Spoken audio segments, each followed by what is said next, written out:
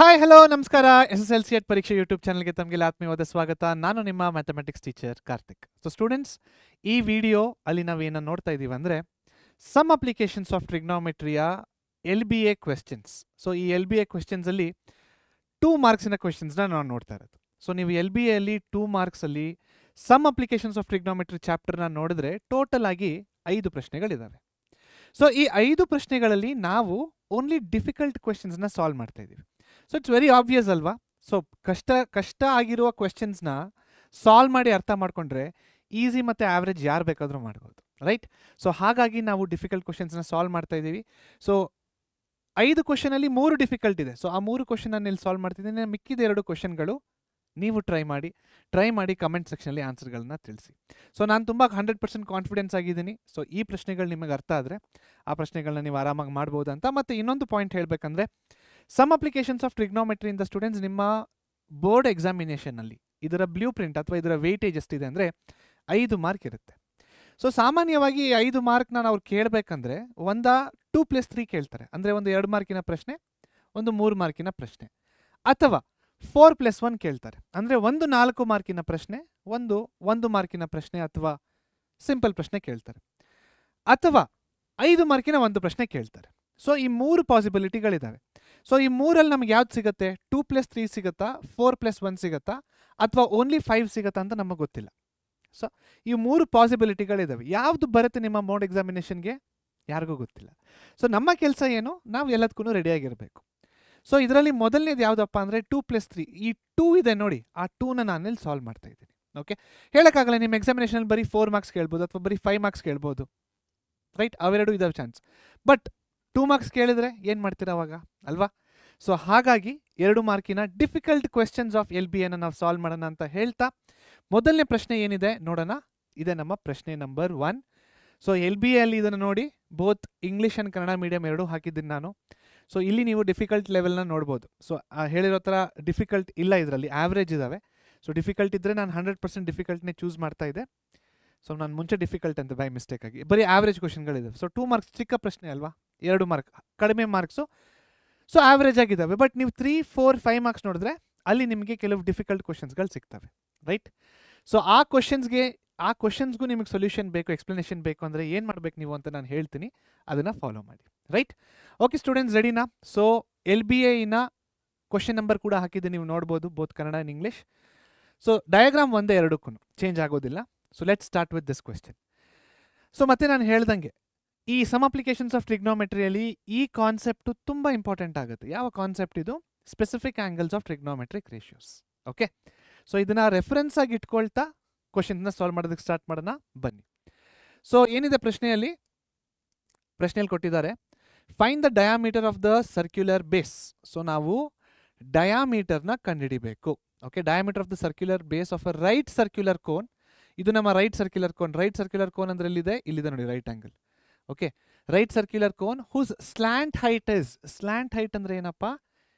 ಕೋರೆ ಎತ್ತರ ಅಂದರೆ ಇದು 8 ಸೆಂಟಿಮೀಟರ್. ಇಲ್ಲಿದೆ ನೋಡಿ, ಈ ಲೆಂತ್ ಇದೆ ನೋಡಿ, ಈ ಲೆಂತ್ 8 ಮೀಟರ್ ಅಂತ ಕೊಟ್ಟಿದ್ದಾರೆ. ಓಕೆ, ಸೆಂಟಿಮೀಟರ್ ಮೀಟರ್ ಅಂತ ಮಾಡ್ತಾ ಇದ್ದಾರೆ. This I think it is centimetre. Okay, centimetre, 8 centimetre. And semi vertex angle is. Semi vertex angle ಅಂದರೆ, see first of all this whole thing is vertex, ಆಯ್ತಾ?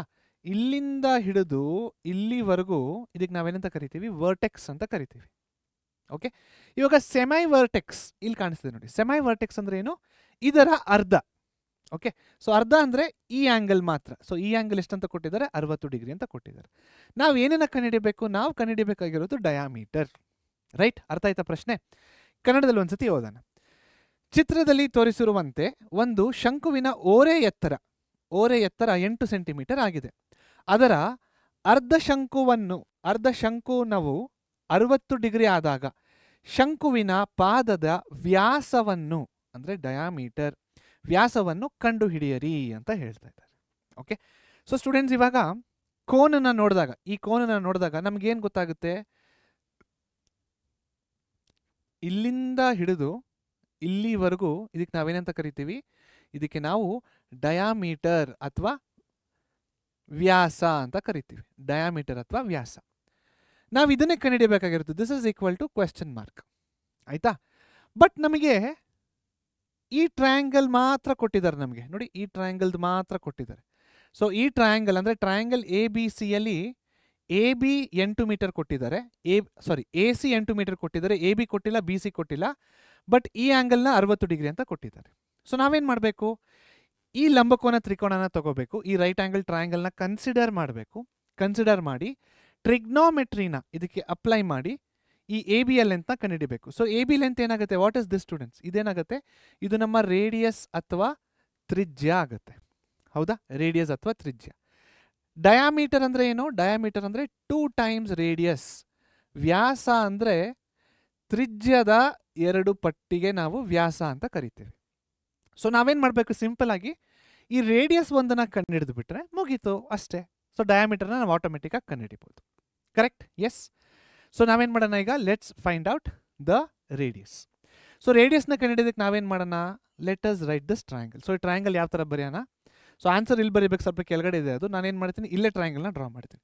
So A B ಅಲ್ವಾ, so A B C triangle ಈ ಥರ ಇದೆ. Okay, B ಹತ್ರ right angle ಇದೆ, C ಹತ್ರ ಈ ಥರ ಕೊಟ್ಟಿದ್ದಾರೆ, ಇದು 60 ಡಿಗ್ರಿ ಆಗಿದೆ, ಇದು ಎ, ಇದು ಬಿ, ಮತ್ತು ಎ ಸಿ ಕೊಟ್ಟಿರೋದು ಎಷ್ಟು, 8 ಸೆಂಟಿಮೀಟರ್. ಓಕೆ, ನಮಗೆ ಎ ಬಿ ಬೇಕು ಸ್ಟೂಡೆಂಟ್ಸ್. ಎ ಬಿ ಅಂದರೆ ಏನು, ತ್ರಿಜ್ಯ, ರೇಡಿಯಸ್. ಸೊ ಈ ಶಂಕುವಿನ ತ್ರಿಜ್ಯ, ರೇಡಿಯಸ್ ಆಫ್ ದ ಕೋನ್ ಅಂತ ಆಗುತ್ತೆ ಅದು. ಸೊ ನಮಗೀಗ ಎ ಬಿ ಬೇಕು. This is what we want. ಇವಾಗ ಈ ಟ್ರಯಾಂಗಲ್ನ ನೋಡಿ ಒಂದ್ಸತಿ. ಓಕೆ, ಟ್ರಯಾಂಗಲ್ನ ನೋಡಿ ಥೀಟಾನ ಎಲ್ಲಿ ಕೊಟ್ಟಿದ್ದಾರೆ ಅಂತ ಗಮನಿಸಿ. ಸೊ ಥೀಟಾ ಎಲ್ಲಿ ಕೊಟ್ಟಿದ್ದಾರೆ ಸ್ಟೂಡೆಂಟ್ಸ್, ಥೀಟಾ ನಮಗೆ ಇಲ್ಲಿ ಕೊಟ್ಟಿದ್ದಾರೆ. ಥೀಟಾ ಇದು ನಮ್ಮ ಥೀಟಾ. ಸೊ ಥೀಟಾ ಇದಾಗಿದ್ರೆ ಇದರ ಆಪೋಸಿಟ್ ಸೈಡಿಗೆ ನಾವೆಂತ ಕರಿತೀವಿ, ಆಪೋಸಿಟ್ ಸೈಡ್ ಅಥವಾ ಅಭಿಮುಖ ಬಾಹು ಅಲ್ವಾ. ಈ ಸೈಡಿಗೆ ನಾವೆಂತ ಕರಿತೀವಿ, ಅಡ್ಜಸೆಂಟ್ ಸೈಡ್ ಅಥವಾ ಪಾರ್ಶ್ವ ಬಾಹು. ಮತ್ತೆ ಲಂಬಕೋನದ ಅಭಿಮುಖ ಬಾಹುಗೆ, ಲಂಬಕೋನದ ಆಪೋಸಿಟ್ ಸೈಡಿಗೆ, ಆಯ್ತಾ, ರೈಟ್ ಆ್ಯಂಗಲಿನ ಆಪೋಸಿಟ್ ಸೈಡಿಗೆ ನಾವೇನಂತ ಕರಿತೀವಿ, ಹೈಪಾಟ್ಯೂನಿಯಸ್ ಅಥವಾ ವಿಕರ್ಣ ಅಂತ ಕರಿತೀವಿ. Right, okay. ಸೊ ಇವಾಗ ನಮ್ಗೆ ಏನು ಬೇಕಾಗಿದೆ, ನಮಗೆ ಬೇಕಾಗಿರೋದು ಇದು ಅಭಿಮುಖ ಬಾಹು ಅಥವಾ ಆಪೋಸಿಟ್ ಸೈಡ್. ಏನು ಕೊಟ್ಟಿದ್ದಾರೆ, ಹೈಪಾಟ್ಯೂನಿಯಸ್ ಅಥವಾ ವಿಕರ್ಣನ ಕೊಟ್ಟಿದ್ದಾರೆ. ರೈಟ್. ಸೊ ಇವಾಗ ನೀವು ಯೋಚನೆ ಮಾಡಿ, ಯಾವ ತ್ರಿಕೋನಮಿತಿಯ ಅನುಪಾತ ಅಥವಾ ವಿಚ್ ಟ್ರಿಗ್ನೋಮೆಟ್ರಿಕ್ ರೇಷಿಯೋ, ಯಾವ ಟ್ರಿಗ್ನೋಮೆಟ್ರಿಕ್ ರೇಷಿಯೋಗೆ ಆಪೋಸಿಟ್ ಮತ್ತು ಹೈಪಾಟಿನ್ಯೂಸ್ ಇದೆ. ಯಾವುದಿದೆ, ಎರಡಿದ್ದಾವೆ, ಒಂದು ಕೋಸಿಕೆಂಟು, ಇನ್ನೊಂದು ಸೀಕೆಂಟು. ರೈಟ್, ಸಾರಿ ಸೈನು, ಇನ್ನೊಂದು ಕೋಸಿಕೆಂಟು. ಸೈನು ಮತ್ತು ಕೋಸಿಕೆಂಟ್ ಇವೆರಡು ಏನಿದೆ, ಇವೆರಡು ಅನುಪಾತಗಳು ಆಪೋಸಿಟ್ ಮತ್ತು ಅಭಿಮುಖ ಬಾಹು ಮತ್ತು ವಿಕರ್ಣಗಳನ್ನು ಹೊಂದಿದ್ದಾವೆ ಅಲ್ವಾ. ಸೊ ನೀವು ಯಾವುದನ್ನು ಬೇಕಾದರೂ ಯೂಸ್ ಮಾಡ್ಬೋದು. ಸೊ ನಾನೇನು ಮಾಡ್ತೀನಿ ಈ ವಿಡಿಯೋದಲ್ಲಿ ಅಂದರೆ ಸೈನನ್ನು ಯೂಸ್ ಮಾಡ್ತೀನಿ. ನೀವೊಂದು ಕೆಲಸ ಮಾಡಿ, ಕೋಸಿಕೆಂಟ್ನ ಯೂಸ್ ಮಾಡಿ, ಆನ್ಸರ್ ಒಂದೇ ಬರುತ್ತೆ. ರೈಟ್, ಓಕೆ, ರೆಡಿನಾ? ಸೊ ನಾವು let us start using sine. So sine theta, so ನಾವೇನು ಬರಿತೀವಿ ಈಗ, sine theta is equal to opposite by hypotenuse ಅಥವಾ ಅಭಿಮುಖ ಬಾಹು ಡಿವೈಡೆಡ್ ಬೈ ವಿಕರ್ಣ. ಸೊ ಥೀಟಾ ಕೊಟ್ಟಿದ್ದಾರೆ ಆಲ್ರೆಡಿ. Sine 60 degrees. ಆಪೋಸಿಟ್ ಅಂದರೆ ಏನು, ಆಪೋಸಿಟ್ ನಮಗೆ ಗೊತ್ತಿದೆಯಾ, ಆಪೋಸಿಟ್ ನಮಗೆ ಗೊತ್ತಿಲ್ಲ. ಸೊ ಆಪೋಸಿಟಿಗೆ ನಾವೇನಂತ ಬರಿತೀವಿ, ಎ ಬಿ ಅಂತ ಬರ್ಕೊಂಬಿಡೋಣ. ಸೊ ಅದೇ ನಮ್ಮ opposite A B divided by hypotenuse ಅಥವಾ ವಿಕರ್ಣ. ಹೈಪಾಟಿನ್ಯೂಸ್ ಅಥವಾ ವಿಕರ್ಣ ಎಷ್ಟು ಕೊಟ್ಟಿದ್ದಾರೆ, 8 ಸೆಂಟಿಮೀಟರ್ ಕೊಟ್ಟಿದ್ದಾರೆ. ಓಕೆ, ಸೊ ಇಲ್ಲೇನಂತ ಬರೆಯೋಣ, 8 ಅಂತ ಬರೆಯೋಣ. ರೈಟ್, ಈಗ ಸೈನ್ 60 ಏನಪ್ಪ, ಸೈನ್ 60 ಇಲ್ಲಿದೆ ನೋಡಿ. ಓಕೆ, ಸೊ ಮತ್ತೆ ಈ ಟೇಬಲ್ನ ನೀವು ನಿಮ್ಮ ಆನ್ಸರ್ ಶೀಟಿನ ಲಾಸ್ಟ್ ಪೇಜಲ್ಲಿ ಹೋಗಿ ಬರೀಬೇಕು, ಮರೆಯೋಕ್ಕೆ ಹೋಗಬೇಡಿ. ಯಾಕಿದು ಇಂಪಾರ್ಟೆಂಟ್ ಆಗುತ್ತೆ ನೋಡಿ, ಈ ಥರ ಪ್ರಶ್ನೆಗಳನ್ನು ಕೇಳ್ತಾರೆ. ಸೊ ಇಂಥ ಪ್ರಶ್ನೆ ಬಂದಾಗ ನಿಮಗೆ ಸೈನ್ 60 ಗೊತ್ತಿರಬೇಕು. ಸೊ ಇಂಥ ಪ್ರಶ್ನೆ ಬಂದಿದ್ದು ಆದಮೇಲೆ ಟೇಬಲ್ನ ಬರೆಯೋಕ್ಕೆ ಹೋಗಬೇಡಿ. ಸೊ ಆ ಹರಿಯಲ್ಲಿ ಅಥವಾ ಆ ಒಂದು ಭಯದಲ್ಲಿ, ಆಂಗ್ಸೈಟಿಯಲ್ಲಿ ಒಂದು ಚಿಕ್ಕ ತಪ್ಪಾಗೋಗುತ್ತೆ. ಸೊ ಎಲ್ಲರೂ ಏನು ಮಾಡಬೇಕು ಸ್ಟೂಡೆಂಟ್ಸ್, ನೀವು ಆನ್ಸರ್ ಪೇಪರ್ ಸಿಕ್ಕಿದ ತಕ್ಷಣ ಕೊನೆಯ ಪೇಜಿಗೆ ಹೋಗಿ ರಫ್ ವರ್ಕ್ ಅಂತ ಬರೆದು ಅಲ್ಲಿ ಒಂದು ಟೇಬಲ್ನ ಬರೀರಿ. ಸೊ ಬಟ್ ನಾನು ಬೋರ್ಡ್ ಎಕ್ಸಾಮಿನೇಷನ್ ಬಗ್ಗೆ ಮಾತಾಡ್ತಾ ಇದ್ದೀನಲ್ವಾ. ಸೊ ಬೋರ್ಡ್ ಎಕ್ಸಾಮಿನೇಷನಿನ ಆನ್ಸರ್ ಪೇಪರ್ ಯಾವ ರೀತಿ ಇದೆ ಅಂದರೆ, ಶೀಟಿನ ಲಾಸ್ಟ್ ಎಂಡಲ್ಲಿ, ಲಾಸ್ಟ್ ಕೊನೆಯ 4-5 ಸಾಲು ಅವರೇ ರಫ್ ವರ್ಕ್ ಅಂತ ಬರೆದ್ಬಿಟ್ಟಿರ್ತಾರೆ. ಸೊ ನಿಮ್ಮ ಆನ್ಸರ್ ಶೀಟ್ ಸಿಕ್ಕಿದ ತಕ್ಷಣ ಲಾಸ್ಟ್ ಪೇಜ್ಗೆ ಹೋಗಿ ಆ ರಫ್ ವರ್ಕ್ ಸ್ಪೇಸ್ ಕೊಟ್ಟಿದ್ದಾರಲ್ವಾ, ಅಲ್ಲಿ ಈ ಟೇಬಲ್ನ ಬರೆದ್ಬಿಡಿ. ಓಕೆ, ಸೊ ಈ ಟೇಬಲ್ ಯಾವ ಥರ ಜ್ಞಾಪಕ ಇಟ್ಕೋಬೇಕಂತ ಆಲ್ರೆಡಿ ನಾನು ನಿಮ್ಗೆ ಹೇಳ್ಕೊಟ್ಟಿದ್ದೀನಿ. ಅದನ್ನು ಫಾಲೋ ಮಾಡಿ ಆರಾಮಾಗಿ ಬರೀರಿ, ಆನ್ಸರ್ ಬಂದುಬಿಡುತ್ತೆ. ಓಕೆ, ಸೊ ಬರೆದ್ರೆ ಈ ಥರ ಪ್ರಶ್ನೆಗಳಿಗೆ ಏನಾಗುತ್ತೆ, ಯೂಸ್ ಆಗುತ್ತೆ ಅಷ್ಟೇ. ಸೊ ಸೈನ್ 60 ಎಷ್ಟಿದೆ ಸ್ಟೂಡೆಂಟ್ಸ್, √3/2 ಅಂತ ಇದೆ. ಸೈನ್ 60 √3/2 ಬರೆಯೋಣ ಅದನ್ನು. So √3/2 is equal to AB/8. Cross multiply ಮಾಡಿ. ಸೊ ಕ್ರಾಸ್ ಮಲ್ಟಿಪ್ಲೈ ಮಾಡಿದಾಗ ಏನಾಗುತ್ತೆ, 8ನ ಆ ಕಡೆ ಕಳಿಸಿ. A B is equal to 8√3/2. So 2 1s are 2 4s are. So therefore A B is equal to 4√3 centimetre. ಈ A B is equal to 4√3 centimetre ಬಂತಲ್ವಾ, ಏನಿದು? This is nothing but radius ಅಥವಾ ತ್ರಿಜ್ಯ. ರೇಡಿಯಸ್ ಅಥವಾ ತ್ರಿಜ್ಯ. ನಮಗೆ ಬೇಕಾಗಿರೋದು ವ್ಯಾಸ ಅಥವಾ ಡಯಾಮೀಟರ್ ಅಲ್ವಾ. ಸೊ ಡಯಾಮೀಟರ್ ಅಂದರೆ ಏನು? 2 times ರೇಡಿಯಸ್. ಅಥವಾ ವ್ಯಾಸ ಅಂದರೆ ತ್ರಿಜ್ಯದ 2 ಪಟ್ಟು. ಓಕೆ, ತ್ರಿಜ್ಯದ 2 ಪಟ್ಟು. ಸೊ ಇದನ್ನ ಯಾವ ಥರ ಬರೆಯೋದೀಗ? So diameter is equal to 2 × 4 × √3. So therefore diameter is equal to 8√3. ಇದು ನಮಗೆ ಬೇಕಾಗಿರುವ ಆನ್ಸರ್. ಅರ್ಥ ಆಯ್ತಾ? ಎಸ್ ಸರ್, 8√3 ಇಲ್ಲೇ ಬಂತಲ್ವಾ, ನೀವು ಯಾಕೆ ಅದನ್ನ ಆನ್ಸರ್ ಆಗಿ ಬರ್ದಿಲ್ಲ 8√3? ಬಟ್ ಡಿವೈಡೆಡ್ ಬೈ 2 ಕೂಡ ಇತ್ತಲ್ವಾ. ಸೊ ಇದು actually radius students. So radius ಸಿಕ್ಕಾದ್ಮೇಲೆ ಅದರ 2 times ಮಾಡಿದಾಗ ನಮ್ಗೆ ಏನು ಸಿಗುತ್ತೆ? ಡಯಾಮೀಟರ್ ಅಥವಾ ವ್ಯಾಸ ಅಂತ ಸಿಗುತ್ತೆ. ಕ್ಲಿಯರ್? ಈಸಿ? ಎಸ್. ಸೊ ಇದು ಆವ್ರೇಜ್ ಕ್ವಶನ್. ಸೊ 2 marksಲ್ಲಿ ಆವ್ರೇಜ್ ಕ್ವಶನ್ಗಳೇ ಜಾಸ್ತಿ ಇರೋದು. ಇದು ನಿಮ್ಮ LB ಇಂದನೇ ತೊಗೊಂಡಿದ್ದೀನಿ, ನಾನು ಚೂಸ್ ಮಾಡ್ತಿಲ್ಲ. ಸೊ 2 marksನ ಎಲ್ಲ ಕ್ವಶನ್ಸ್ನ ನೋಡಿದಾಗ 3 ಆವ್ರೇಜ್ 2 ಈಸಿ ಇತ್ತು. ಸೊ ಕಂಪೇರ್ ಮಾಡಿದ್ರೆ ಆವ್ರೇಜ್ ಸ್ವಲ್ಪ ಕಷ್ಟ ಇದೆ. ಸೊ ನಾನು ಆವ್ರೇಜ್ ಕ್ವಶನ್ಸ್ನ ಮಾಡ್ತಾ ಇದ್ದೀನಿ. ಈಸಿ ಕ್ವಶನ್ಸ್ನ ದಯವಿಟ್ಟು ನೀವು ಟ್ರೈ ಮಾಡಿ. ಓಕೆ, ಸೊ ಇದನ್ನು ಹೇಳ್ತಾ ಮುಂದಿನ ಪ್ರಶ್ನೆಗೆ ಹೋಗೋಣ. ಮುಂದಿನ ಪ್ರಶ್ನೆ ಏನಿದೆ? Let's hear. Okay, yes. So ಇದನ್ನು ಸ್ಟಾರ್ಟ್ ಮಾಡೋಣ. ಆವ್ರೇಜ್ ಸಾಧಾರಣ LBಯಲ್ಲಿ 14ನೇ ಪ್ರಶ್ನೆ ಇದು. ಕನ್ನಡದಲ್ಲಿ ಕೂಡ ಇದೆ, ರೈಟ್? ಓಕೆ, ಸೊ ಪ್ರಶ್ನೆನ ಒಂದ್ಸತಿ ಓದೋಣ ಬನ್ನಿ. A person standing on a ground observes the top of a windmill. ಒಬ್ಬ ಮನುಷ್ಯ ನೆಲದ ಮೇಲೆ ನಿಂತಿದ್ದಾನೆ.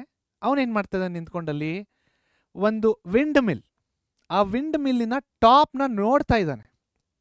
Observes the top of the windmill of height 40√3. So ವಿಂಡ್ ಮಿಲ್ಲಿನ ಎತ್ತರ ಎಷ್ಟಿದೆ? 40√3 metre. At an angle of elevation. Angle of elevation ಏನು? ಆಂಗಲ್ ಆಫ್ ಎಲಿವೇಶನ್ ಅಂದರೆ, ಸೊ ಆಂಗಲ್ ಆಫ್ ಎಲಿವೇಶನ್ ಅಂದರೆ ಸ್ಟೂಡೆಂಟ್ಸ್, ನಾವು ಇವಾಗ ಎಲ್ಲಿ ನಿಂತಿರ್ಬೋದು? ನಾವು ಅಂಡರ್ಗ್ರೌಂಡಲ್ಲಿ ನಿಂತಿರ್ಬೋದು, ಅಥವಾ ನೆಲದ ಮೇಲೆ ನಿಂತಿರ್ಬೋದು, ಅಥವಾ ಒಂದು ಬಿಲ್ಡಿಂಗ್ ಮೇಲೆ ನಿಂತಿರ್ಬೋದು. ಓಕೆ, ಸೊ ಆ ಬಿಲ್ಡಿಂಗ್ ಮೇಲೆ ಈ ಥರ ಸ್ಟ್ರೈಟಾಗಿ ನಾವು ನಿಂತ್ಕೊಂಡಾಗ ಏನಾಗುತ್ತೆ? ನಾವು ಸ್ಟ್ರೈಟಾಗಿ ನೋಡಿ, ತಲೆ ಸ್ಟ್ರೈಟಾಗಿದೆ, ಬಾಡಿ ಸ್ಟ್ರೈಟಾಗಿದೆ ಅಲ್ವಾ. ಸೊ ಈ ಥರ ಇರಬೇಕಾದ್ರೆ ನಮ್ಮ ಕಣ್ಣಿನಿಂದ ಒಂದು ಇಮ್ಯಾಜಿನರಿ ಲೈನ್, ಓಕೆ, ಒಂದು ಇಮ್ಯಾಜಿನರಿ ಲೈನ್ ಡ್ರಾ ಹೋಗುತ್ತೆ. ಸೊ ಅದಕ್ಕೆ ನಾವು ಹಾರಿಜಾಂಟಲ್ ಲೈನ್ ಅಂತ ಕರಿತೀವಿ, ಸಮತಟ್ಟ. ಓಕೆ, ಸಮತಟ್ಟ ರೇಖೆ ಅಂತ, ಲೈಕ್ ಹಾರಿಜಾಂಟಲ್ ಲೈನ್. ಈ ಹಾರಿಜಾಂಟಲ್ ಲೈನಿನ ನಾವು ಮೇಲೆ ನೋಡಿದಾಗ ಆಂಗಲ್ ಆಫ್ ಎಲಿವೇಶನ್ ಬರುತ್ತೆ, ಕೆಳಗೆ ನೋಡಿದಾಗ ಆಂಗಲ್ ಆಫ್ ಡಿಪ್ರೆಷನ್ ಬರುತ್ತೆ. Okay, so angle of elevation ಏನಂತ ಕೊಟ್ಟಿದ್ದಾರೆ ಅವರು? 30 ಡಿಗ್ರಿ ಅಂತ ಕೊಟ್ಟಿದ್ದಾರೆ. Find the distance between the person and foot of the wind mill. So ಆ ಮನುಷ್ಯ ಮತ್ತು ವಿಂಡ್ ಮಿಲ್ಲಿನ ನಡುವೆ ಎಷ್ಟು ದೂರ ಇದೆ ಅಂತ ಕಂಡು ಹಿಡೀರಿ ಅಂತ ಹೇಳ್ತಾ ಇದ್ದಾರೆ, ರೈಟ್? ಸೊ ಡಯಾಗ್ರಾಮ್ ಆಲ್ರೆಡಿ ಕೊಟ್ಟಿದ್ದಾರೆ, ನಾವು ಮಾಡೋ ಅವಶ್ಯಕತೆ ಇಲ್ಲ. ಸೊ ಇವಾಗ ಏನು ಮಾಡೋಣ? ಕನ್ನಡದಲ್ಲಿ ಇದೇ ಪ್ರಶ್ನೆ ಒಂದ್ಸತಿ ಓದೋಣ. ನೆಲದ ಮೇಲೆ ನಿಂತಿರುವ ಒಬ್ಬ ವ್ಯಕ್ತಿಯು 40√3 ಮೀಟರ್ ಎತ್ತರವಿರುವ ಒಂದು ಗಾಳಿಯಂತ್ರವನ್ನು 30 ಡಿಗ್ರಿಯ ಉನ್ನತ ಕೋನದಲ್ಲಿ, ಉನ್ನತ ಅಂದರೆ ಮೇಲೆ, ಹಿನ್ನತ ಅಂದರೆ ಕೆಳಗೆ, ಆಯ್ತಾ? ಉನ್ನತ ಕೋಣೆಯಲ್ಲಿ ವೀಕ್ಷಿಸುತ್ತಾನೆ. ಗಾಳಿಯಂತ್ರದ ಪಾದ ಹಾಗೂ ವ್ಯಕ್ತಿಯ ನಡುವಿನ ಅಂತರವನ್ನು ಕಂಡುಹಿಡಿಯಿರಿ. ಗಾಳಿಯಂತ್ರದ ಪಾದ ಮತ್ತು ವ್ಯಕ್ತಿಯ ಅಂತರವನ್ನು ಕಂಡುಹಿಡಿಯಿರಿ ಅಂತ ಹೇಳ್ತಾ ಇದ್ದಾರೆ, ರೈಟ್? ಓಕೆ, ಸೊ ಇವಾಗ ಏನು ಮಾಡೋಣ? ಡಯಾಗ್ರಾಮ್ ಆಲ್ರೆಡಿ ಕೊಟ್ಟಿದ್ದಾರೆ, ನಾವು ಮಾಡೋ ಅವಶ್ಯಕತೆ ಇಲ್ಲ. ಸೊ ಡಯಾಗ್ರಾಮ್ನ ಒಂದ್ಸತಿ ಗಮನಿಸೋಣ. ಓಕೆ, ಸೊ ಡಯಾಗ್ರಾಮ್ನ ನೋಡೋಣ ಬನ್ನಿ ಈಗ. ಸೊ ಡಯಾಗ್ರಾಮಲ್ಲಿ ಏನಿದೆ? ಇದು ಬಿ, ಇದು ಬಿನ ಇದು.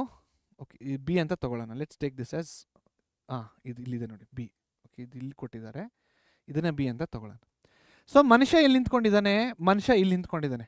ಇಲ್ಲಿ ಮ್ಯಾನ್ ಅಥವಾ ಮನುಷ್ಯ ನಿಂತ್ಕೊಂಡಿದ್ದಾನೆ ಈ ಪಾಯಿಂಟಲ್ಲಿ. ಓಕೆ, ಸೊ ಈ 43 ಮೀಟರ್ ಇದೇನಿದು? ಇದು ನಮ್ಮ ವಿಂಡ್ ಮಿಲ್. ಇದು ವಿಂಡ್ ಮಿಲ್ ಅಥವಾ ಗಾಳಿಯ ಯಂತ್ರ. ಈ ವಿಂಡ್ ಮಿಲ್ಲಿನ ಎತ್ತರ 40√3 ಮೀಟರ್ ಆಗಿದೆ, ಆಯ್ತಾ? ನಾವೇನು ಕಂಡುಹಿಡಿಬೇಕು? ಈ ಬಿ ಸಿನ ಕಂಡುಹಿಡಿಬೇಕು. ನಾವಿಲ್ಲಿ ಒಂದು ಕ್ವಶನ್ ಮಾರ್ಕ್ ಹಾಕೊಳ್ಳೋಣ, ರೈಟ್? ಸೊ ಈಗ ಈ ಡಯಾಗ್ರಾಮ್ನ ನೋಡಿದಾಗ ನಮಗೆ ಥೀಟಾನ ಎಲ್ಲಿ ಕೊಟ್ಟಿದ್ದಾರೆ? ಥೀಟಾ ನಮಗೆ ಕೊಟ್ಟಿರೋದು ಇಲ್ಲಿ. ಓಕೆ, ಇದು ನಮ್ಮ ಥೀಟಾ. ಸೊ ಥೀಟಾನ ಎಲ್ಲಿ ಕೊಟ್ಟಿದ್ದಾರೆ? ಓಕೆ, ಹಾಗಾದರೆ ಈ ಸೈಡ್ ಏನಾಗುತ್ತೆ? ಆಪೋಸಿಟ್ ಅಥವಾ ಅಭಿಮುಖ ಬಾಹು. ಇದೇನಾಗುತ್ತೆ? ಪಾರ್ಶ್ವ ಅಥವಾ ಅಡ್ಜಸೆಂಟ್ ಸೈಡ್. ಇದೇನಾಗುತ್ತೆ? ವಿಕರ್ಣ ಅಥವಾ hypotenuse.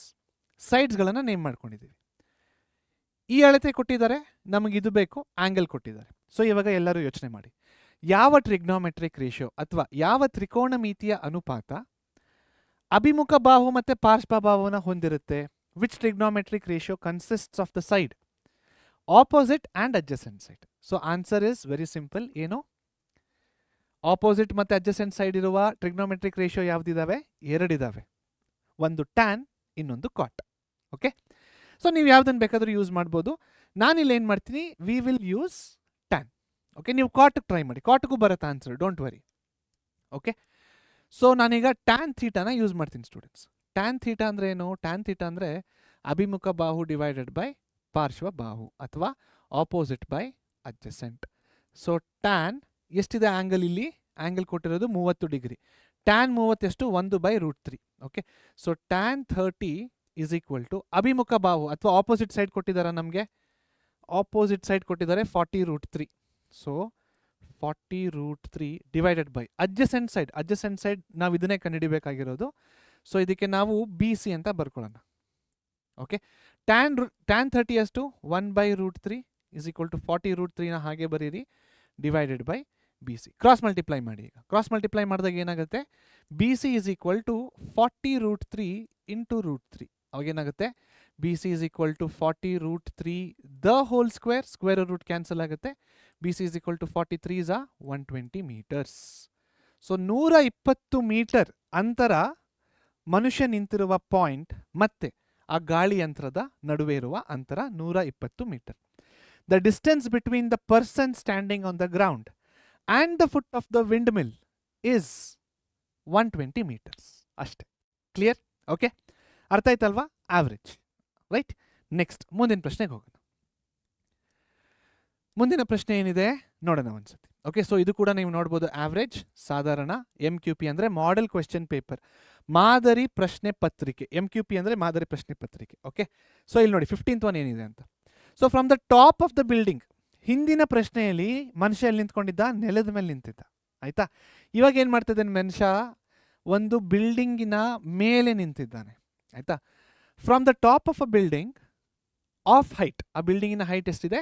50√3 meters. A person observes an object on the ground. ಇವಾಗ ನೋಡಿ, ಅವಾಗಲೇ ಏನಾಗಿತ್ತು? ಹಿಂದಿನ ಪ್ರಶ್ನೆಯಲ್ಲಿ ನೆಲದ ಮೇಲೆ ನಿಂತು ಮೇಲೆ ನೋಡ್ತಾ ಇದ್ದ, ಅದಕ್ಕೆ ಉನ್ನತ ಕೋನ ಅಥವಾ ಆಂಗಲ್ ಆಫ್ ಎಲಿವೇಶನ್ ಬಂದಿತ್ತು. ಇವಾಗ ಏನಾಗ್ತಾ ಇದೆ?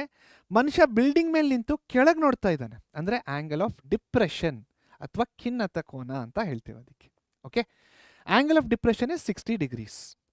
Find the distance of the object from the building. So ಈ ಆಬ್ಜೆಕ್ಟು ಮತ್ತು ಈ ಬಿಲ್ಡಿಂಗಿಂದ ನಡುವಿನ ಅಂತರ ಎಷ್ಟು ಅಂತ ಕೇಳ್ತಾ ಇದ್ದಾರೆ. ಓಕೆ, ಸೊ ಸ್ಟೂಡೆಂಟ್ಸ್, ಇಲ್ಲಿ ಒಂದು ವೆರಿ ಇಂಪಾರ್ಟೆಂಟ್ ಥಿಂಗ್ ಇದೆ. ಅಂತರ್ಪರ್ಯಾಯ ಕೋನ ಅಥವಾ ಆಲ್ಟರ್ನೇಟ್ ಇಂಟೀರಿಯರ್ ಆಂಗಲ್ಸ್. ಈ ಕಾನ್ಸೆಪ್ಟನ್ನು ನಾವು ಇಲ್ಲಿ ಯೂಸ್ ಮಾಡಬೇಕು. ಯಾಕೆ ಯೂಸ್ ಮಾಡಬೇಕು? Very simple students. ನೋಡಿ, Z ABCD ಗೊತ್ತಲ್ವಾ? ಕೊನೆಯ ಲೆಟರ್ Z ಅಥವಾ ಅದರ ಮಿರರ್ ಇಮೇಜ್. ಅದೇ ರೀತಿ N ಅಥವಾ ಇದರ ಮಿರರ್ ಇಮೇಜ್. ಈ ನಾಲ್ಕು ನಿಮಗೆ ಕಾಣಿಸಿದ್ರೆ ಡಯಾಗ್ರಾಮಲ್ಲಿ ಅಂತರ್ಪರ್ಯಾಯ ಕೋನಗಳು ಅಥವಾ ಆಲ್ಟರ್ನೇಟ್ ಇಂಟೀರಿಯರ್ ಆಂಗಲ್ಸ್ನ ಯೂಸ್ ಮಾಡಬೇಕು. ಇವಾಗ ಇಲ್ಲಿ ನೋಡಿ, ಇಲ್ಲಿ ಯಾವ ರೀತಿ ಇದೆ? ಇದು ಈ ರೀತಿ ಇದೆಯಾ?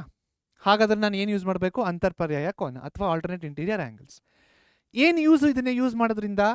ಇದು 60 ಡಿಗ್ರಿ ಅಲ್ವಾ? ಇಲ್ಲೂ ಕೂಡ ಏನಾಗುತ್ತೆ? ಈಗ 60 ಡಿಗ್ರಿ ಆಗುತ್ತೆ. ಸೊ ಇವಾಗ ಇದು 60 ಡಿಗ್ರಿ ಆದರೆ ಇದೇನಾಗುತ್ತೆ? ಆಪೋಸಿಟ್ ಅಥವಾ ಅಭಿಮುಖ ಬಾಹು ಇದೇನಾಗುತ್ತೆ? ಪಾರ್ಶ್ವ ಬಾಹು ಅಥವಾ ಅಡ್ಜಸೆಂಟ್ ಸೈಡ್. ಓಕೆ, ಪಾರ್ಶ್ವ ಬಾಹು ಅಥವಾ ಅಡ್ಜಸೆಂಟ್ ಸೈಡ್ ಇದೇನಾಗುತ್ತೆ? ಇದು 90 ಡಿಗ್ರೀಸ್. ಇದು ವಿಕರ್ಣ ಅಥವಾ ಹೈಪಾಟಿನ್ಯೂಸ್ ಆಗುತ್ತೆ. ರೈಟ್, ಇದನ್ನೊಂದ್ಸತಿ ಓದೋಣ ಕನ್ನಡದಲ್ಲಿ. 50√3 ಮೀಟರ್ ಎತ್ತರದಲ್ಲಿರುವ ಒಂದು ಕಟ್ಟಡದ ಮೇಲಿನಿಂದ ನೆಲದ ಮೇಲಿರುವ ಒಂದು ವಸ್ತುವನ್ನು ನೋಡಿದಾಗ ಉಂಟಾದ ಅವನತ ಕೋನ, ಖಿನ್ನತ ಕೋನ ಅಂದೆ ನಾನು, ಅವನತ ಕೋನದ ಆಕ್ಚುಲಿ. ಓಕೆ, ಅವನತ ಕೋನವು 60 ಡಿಗ್ರಿ ಆಗಿದ್ದರೆ ಹಾಗಾದರೆ ಕಟ್ಟಡದ ಬುಡದಿಂದ ವಸ್ತುವಿಗೆ ಇರುವ ದೂರವನ್ನು ಕಂಡುಹಿಡಿಯಿರಿ ಅಂತ ಹೇಳ್ತಾ ಇದ್ದಾರೆ. ಸೊ ಅಂತರ್ಪರ್ಯಾಯ ಕೋನ ಅಥವಾ ಆಲ್ಟರ್ನೇಟ್ ಇಂಟೀರಿಯರ್ ಆಂಗಲ್ಸಿನ ಸಿದ್ಧಾಂತ ಅಥವಾ ಕಾನ್ಸೆಪ್ಟ್ ಇಂದ ಇಲ್ಲಿ ಕೊಟ್ಟಿರುವ ಆಂಗಲ್ನ ನಾವು ಇಲ್ಲಿ ಹಾಕೊಂಡ್ವಿ. ಇಲ್ಲಿ ಹಾಕೊಂಡು ಏನಾಗುತ್ತೆ? ನಮಗೆ ಯೂಸ್ ಆಗುತ್ತೆ.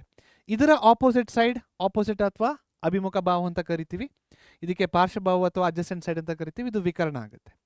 ಇವಾಗ ನಾವು ಏನನ್ನ ಕಂಡುಹಿಡಿಬೇಕಿಲ್ಲಿ? ನಾವು ಕಂಡುಹಿಡಿಬೇಕಾಗಿರೋದು QO. ಸೊ ಇದು ನಮ್ಮ ಕ್ವಶನ್ ಮಾರ್ಕ್. ರೈಟ್, ಸೊ ನಮ್ಗೆ ಏನೇನು ಕೊಟ್ಟಿದ್ದಾರೆ? ಒಂದು ಆಂಗಲ್ ಕೊಟ್ಟಿದ್ದಾರೆ, ಅಭಿಮುಖ ಬಾಹು ಕೊಟ್ಟಿದ್ದಾರೆ. ನಾವು ಕಂಡುಹಿಡಿಬೇಕಾಗಿರೋದು ಪಾರ್ಶ್ವ ಬಾಹು. ಕರೆಕ್ಟ್? ಎಸ್. ಸೊ ಈಗ ಯೋಚನೆ ಮಾಡಿ, ಯಾವ ತ್ರಿಕೋಣಮಿತಿಯ ಅನುಪಾತ ಅಥವಾ which trigonometric ratio deals with opposite and adjacent? ಎರಡಿದ್ದಾವೆ, ಒಂದು ಟ್ಯಾನ್, ಇನ್ನೊಂದು ಕಾಟ್. ರೈಟ್? ಹಿಂದಿನ ಪ್ರಶ್ನೆಯಲ್ಲಿ ನಾವು ಟ್ಯಾನನ್ನು ಯೂಸ್ ಮಾಡಿದ್ವಿ, ಈ ಪ್ರಶ್ನೆಯಲ್ಲಿ ನಾವು ಕಾಟನ್ನು ಯೂಸ್ ಮಾಡೋಣ. ಸೊ ನಾನು ಯಾವುದನ್ನು ಯೂಸ್ ಮಾಡಿ ಯಾವುದನ್ನು ಬಿಡ್ತಾ ಇದ್ದೀನಲ್ವಾ, ಬಿಡೋದನ್ನು ನೀವು ಟ್ರೈ ಮಾಡಿ ಕಮೆಂಟ್ಸಲ್ಲಿ ಹಾಕಿ, ಎಸ್ ಸರ್ ನಾನು ಅದನ್ನು ಟ್ರೈ ಮಾಡಿದೆ, ನನಗೂ ಸೇಮ್ ಆನ್ಸರ್ ಬಂತು ಅಂತ ಹೇಳಿ. ಓಕೆ, ಈ ಸತಿ ನಾವು ಕಾಟನ್ನು ಯೂಸ್ ಮಾಡೋಣ students. So cot 60 degree. Okay, so cot 60 degree ಅಷ್ಟು 1/√3. ಓಕೆ, ಸೊ ಅದನ್ನು ಈಗ ನಾವು ಏನಂತ ಬರೆಯೋಣ, ಕಾಟ್ ಥೀಟಾ ಅಂದರೆ ಅಡ್ಜಸೆಂಟ್ ಬೈ ಆಪೋಸಿಟ್, ಅಂದರೆ ಪಾರ್ಶ್ವಬಾಹು ಡಿವೈಡೆಡ್ ಬೈ ಅಭಿಮುಖ ಬಾಹು. ನಮಗೇನು ಕೊಟ್ಟಿದ್ದಾರೆ ಈಗ? ಕಾಟ್ 60 ಡಿಗ್ರಿ. ಅಡ್ಜಸೆಂಟ್ ಅಥವಾ ಪಾರ್ಶ್ವಬಾಹು ಗೊತ್ತಾ ನಮಗೆ? ಅಡ್ಜಸೆಂಟ್ ಅಥವಾ ಪಾರ್ಶ್ವಬಾಹು ನಮಗೆ ಗೊತ್ತಿಲ್ಲ. QR ಅಂತ ಇದೆ, ಸೊ ನಾವು QR ಅಂತಾನೆ ಬರ್ಕೊಳ್ಳೋಣ. ಆಪೋಸಿಟ್ ಅಥವಾ ಅಭಿಮುಖ ಬಾಹು ಗೊತ್ತಿದೆಯಾ ನಮಗೆ? ಆಪೋಸಿಟ್ ಅಥವಾ ಅಭಿಮುಖ ಬಾಹು 50√3 ಅಂತ ಇದೆ, so 50√3. Clear? Okay, so cot 60 ಎಷ್ಟಿದೆ? ಕಾಟ್ 60 ಇಲ್ಲಿದೆ ನೋಡಿ, 1/√3. ಓಕೆ, ಸೊ ಇಲ್ಲಿ ನಾವೇನು ಬರೆಯೋಣ ಈಗ? 1/√3. So 1/√3 is equal to QR divided by 50√3. Cross multiply ಮಾಡಿ. ಸೊ ಏನಾಗತ್ತಾಗ ಕ್ರಾಸ್ ಮಲ್ಟಿಪ್ಲೈ ಮಾಡಿದ್ರೆ? QR is equal to 50√3/√3. So √3 cancel. QR is equal to 50 metres. ಇದು 50 ಮೀಟರ್ಸ್ ಅಷ್ಟೇ, 50 ಮೀಟರ್. ಸೊ ಆ ವಸ್ತು ಮತ್ತೆ ಕಟ್ಟಡದ ನಡುವಿನ ಅಂತರ, the distance between the object and the building is 50 metres, 50 metre. Right? So students ಅರ್ಥ ಆಯ್ತಲ್ವಾ? See, these are only 2 mark questions. ನಾನು ಹೇಳಿರೋ ಥರ ತ್ರಿಕೋಣಮಿತಿಯ ಅನ್ವಯಗಳು ಅಥವಾ ಸಮ್ ಅಪ್ಲಿಕೇಶನ್ಸ್ ಆಫ್ ಟ್ರಿಗ್ನೋಮೆಟ್ರಿ ಈ ಪಾಠದಿಂದ ನಿಮ್ಮ ಬೋರ್ಡ್ ಎಕ್ಸಾಮಿನೇಷನ್ಗೆ 5 ಮಾರ್ಕ್ಗಳು ಬರ್ತವೆ. ಸೊ ಈ 5 ಮಾರ್ಕ್ಗಳು ಯಾವ ರೀತಿ ಇದ್ದಾವೆ? 2+3 ಇರಬಹುದು. ಓಕೆ, ಸೊ 5 ಮಾರ್ಕ್ಸ್ನ ಅವರು 3 ಥರದಲ್ಲಿ ಕೊಡ್ಬೋದು. ಒಂದು 2+3 ಅಥವಾ 4+1 ಅಥವಾ ಓನ್ಲಿ 5. ಓಕೆ, ಸೊ ಹಳೆಯ ಪ್ರಶ್ನೆ ಪತ್ರಿಕೆ ನೋಡಿದಾಗ ಈ 3 ಪಾಸಿಬಿಲಿಟೀಸ್ ನಾವು ನೋಡ್ಬೋದು. ಇವಾಗ ನಾವೇನು ಮುಗಿಸಿದ್ದೀವಿ? ಈ 2 ಮಾರ್ಕ್ಸ್ನ ಮುಗಿಸಿದ್ದೀವಿ. ಎಲ್ಲ ಪ್ರಶ್ನೆನ ಮುಗಿಸಿದ್ದೀವ? ಇಲ್ಲ. ಕಷ್ಟವಾಗಿರುವ ಪ್ರಶ್ನೆ ಅಂದರೆ ಈಸಿ ಮತ್ತು ಆವ್ರೇಜ್ ಇದೆ. ಸೊ ಆಬ್ವಿಯಸ್ಲಿ ಆವ್ರೇಜ್ ಸ್ವಲ್ಪ ಕಷ್ಟ, ನಾನು ಆವ್ರೇಜ್ನ ಹೇಳ್ಕೊಟ್ಟಿದ್ದೀನಿ ನಿಮಗೆ. ರೈಟ್? ಸೊ 2 ಮಾರ್ಕ್ಸ್ನ ನಾವು ಮುಗಿಸಿದ್ದೀವಿ. ನೆಕ್ಸ್ಟ್ ಇರೋದೇನು? 3, 4 ಹಾಗೂ 5 ಮಾರ್ಕ್ಸ್. ರೈಟ್? ಸೊ 2 ಆದಮೇಲೆ ನಾವು ಹೋಗೋದು ನೆಕ್ಸ್ಟ್ ಯಾವುದಕ್ಕೆ? 3 ಮಾರ್ಕ್ಸಿಗೆ. ಸೊ ಈ 3 ಮಾರ್ಕ್ಸಿನ LBA ಪ್ರಶ್ನೆಗಳು ಸಮ್ ಅಪ್ಲಿಕೇಶನ್ಸ್ ಆಫ್ ಟ್ರಿಗ್ನೋಮೆಟ್ರಿ ಅಥವಾ ತ್ರಿಕೋಣಮಿತಿಯ ಅನ್ವಯಗಳಿಂದ. ಓಕೆ, ಸೊ ತ್ರಿಕೋಣಮಿತಿಯ ಅನ್ವಯಗಳು ಸಮ್ ಅಪ್ಲಿಕೇಶನ್ಸ್ ಆಫ್ ಟ್ರಿಗ್ನೋಮೆಟ್ರಿಯ LBA 3 ಮಾರ್ಕ್ ಡಿಫಿಕಲ್ಟ್ ಕ್ವೆಶ್ಚನ್ಸ್ನ ನಾನು ಸಾಲ್ವ್ ಮಾಡಿ ನಿಮಗೆ ಎಕ್ಸ್ಪ್ಲೇನ್ ಮಾಡಬೇಕಂದ್ರೆ ನೀವು ಮಾಡಬೇಕಾಗಿರೋದು ಇಷ್ಟೇ ಸ್ಟೂಡೆಂಟ್ಸ್. ಈ ವಿಡಿಯೋನ ಲೈಕ್ ಮಾಡಿ, ಕಮೆಂಟ್ ಸೆಕ್ಷನಲ್ಲಿ ಹಾಕಿ, sir we want 3 marks LBA difficult questions ಅಂತ. ಸರಿ, ಸುಮಾರು ಒಂದು 100 ಕಮೆಂಟ್ಗಳು ಬಂದರೆ, ಅದೇ ಥರ ಲೈಕು ಬಂದರೆ 100% ನಾನು ಈ ವಿಡಿಯೋನ ನಾನು ನಿಮಗೋಸ್ಕರ ಮಾಡ್ತೀನಿ ಅಂತ ಹೇಳ್ತಾ ಇವತ್ತಿನ ಈ ಸೆಷನ್ನ ನಾವಿಲ್ಲಿ ಸ್ಟಾಪ್ ಮಾಡ್ತಾ ಇದ್ದೀವಿ students. Thank you so much. ಇದು ನಿಮಗೆ ಹೆಲ್ಪ್ಫುಲ್ ಆಗಿದೆ ಅಂತ ಅನ್ಸುತ್ತೆ. ಏನಾದರೂ ಇಷ್ಟ ಆಗಿದ್ರೆ ಲೈಕ್ ಮಾಡಿ, ಇನ್ನೇನಾದರೂ ಬೇಕಂದರೆ ಕಮೆಂಟ್ ಮಾಡಿ, ನಾನು ನಿಮ್ಮ ಕಮೆಂಟ್ಸ್ಗೋಸ್ಕರ ಕಾಯ್ತಾ ಇರ್ತೀನಿ.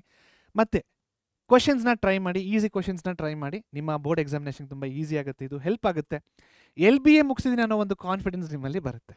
ಓಕೆ, ಸೊ ಇದನ್ನು ಹೇಳ್ತಾ ಇವತ್ತಿನ ವೀಡಿಯೋಸ್ನ ನಾವಿಲ್ಲಿ ಸ್ಟಾಪ್ ಮಾಡ್ತಾ ಇದ್ದೀವಿ. ಜ್ಞಾಪಕ ಇಟ್ಕೊಳ್ಳಿ, ನಿಮ್ಮ ಸಾಧನೆ ನಮ್ಮ ಗೆಲುವು. ನಿಮ್ಮ ಸಾಧನೆಗೆ ನೀವು ತಲುಪಲು ಪರೀಕ್ಷೆ ಸದಾ ನಿಮ್ಮೊಂದಿಗೆ ಇರುತ್ತೆ ಅಂತ ಹೇಳ್ತಾ thank you so much. Bye bye, take care.